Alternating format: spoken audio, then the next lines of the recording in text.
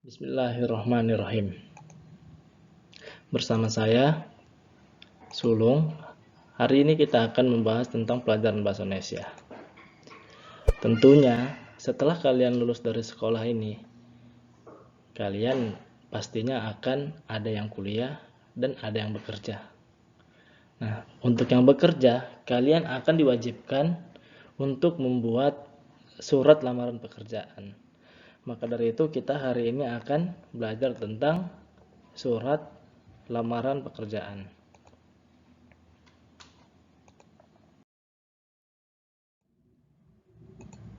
Selanjutnya adalah penjenisan surat lamaran. Jenis surat lamaran itu ada dua. Yang pertama adalah surat lamaran pekerjaan yang digabung dengan kurikulum vitae. Dalam cara ini, kurikulum vitae termasuk isi surat karena isi berupa gabungan. Cara ini disebut dengan model gabungan. Kurikulum vitae itu maksudnya adalah riwayat hidup. Yang kedua, surat lamaran yang dipisahkan dari riwayat hidupnya atau kurikulum vitae-nya. Nah, dalam prakteknya, jenis yang sering dipakai adalah model terpisah. Jadi, surat lamaran sendiri dan riwayat hidup sendiri. Di dalam surat pekerjaan akan ditentukan hal-hal penting yang harus dilampirkan. Coba kalian perhatikan lagi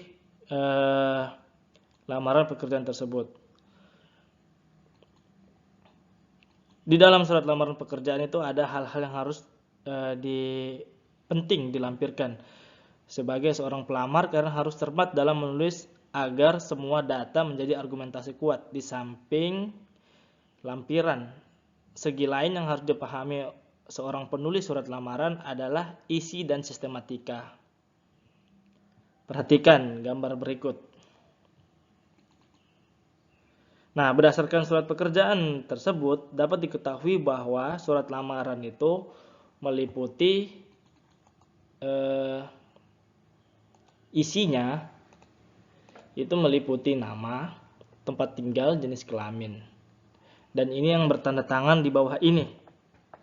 Kemudian ada juga masuk sampai ke lampiran-lampiran yang ada di bawah sini.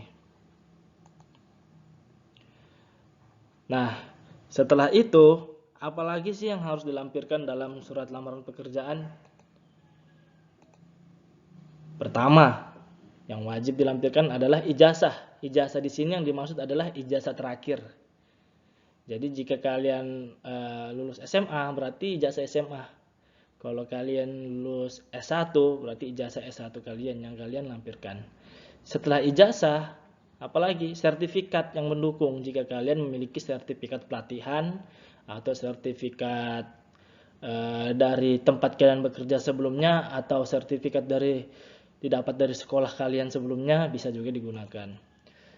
Setelah itu SKCK. Nah, ini biasanya yang membutuhkan itu adalah untuk mengetahui apakah kalian itu tidak terlibat dalam kasus kriminal. Yang terakhir adalah pas foto. Nah, pas foto ini tujuannya supaya mengetahui wajah seseorang yang akan melamar tersebut. Selanjutnya ketentuan yang harus diperhatikan dalam surat lamaran. Menggunakan bentuk surat yang standar. Setelah itu, menggunakan bahasa yang baik dan benar, menggunakan kata-kata yang sopan, menggunakan kata pengantar yang jelas, singkat, padat, informasi, dan tepat sasaran. Jadi tidak usah bertele-tele, langsung aja ke poin apa yang ingin disampaikan. Tulisan bersih, mudah dibaca, dan sesuai dengan kaidah ejaan. Sesuai dengan kaidah ejaan maksudnya berbahasa formal baku, bukan bahasa yang gaul. Melengkapi bagian-bagian surat dengan norma bahasa surat. Nah, sumber lamaran. Lamaran itu memiliki sumber-sumber. Yang pertama itu dari iklan. Nah, jika kalian mendapatkan dari iklan, maka kalian bisa menaruh di dalamnya dengan contoh setelah membaca iklan yang dimuat dari harian titik-titik, tanggal titik-titik yang diisi menyatakan bahwa. Nah, itu bisa dimasukkan. Kemudian informasi dari seseorang, itu bisa juga dimasukkan ke dalam surat lamaran pekerjaan. Setelah itu pengumuman resmi dari instansi yang membutuhkan tenaga. Dan yang terakhir tentunya adalah permohonan instansi pada sekolah. Nah, ini yang terakhir. Inisiatif sendiri. Tentu kalian jika ada kesempatan, kalian langsung mengambil kesempatan tersebut. Itu inisiatif sendiri. Ya, ini aja dari saya. Mungkin pelajaran singkat yang kita pelajari hari ini. Sekian, assalamualaikum warahmatullahi wabarakatuh.